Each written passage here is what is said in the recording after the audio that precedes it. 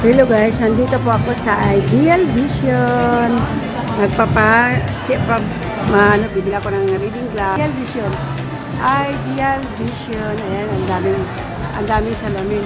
Ayan, ayan kasi bibili ako. Ito pinili ko guys, 11995. Yan guys, bumili ako ng isang salamin kasi, pero wala, di pa nakuha guys. Kasi malabo na ang paningin ng iyong lola, kaya kailangan ko ng bagong salamin. Hindi ko mababasa kasi complete prescription eyeglasses. Ayan. Ayan guys, nandito ako sa iVision. Daming salamin nila guys. Oh.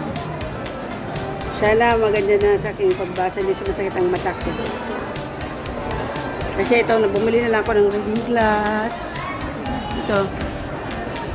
Itong salamin na ginamit ko guys, kaya binili ko lang to doon sa mall. Kailangan ko ng magpa-check up ng mata. Ayan, tapos magpa-check up ng mata dito sa Ideal Vision Center. Ayan.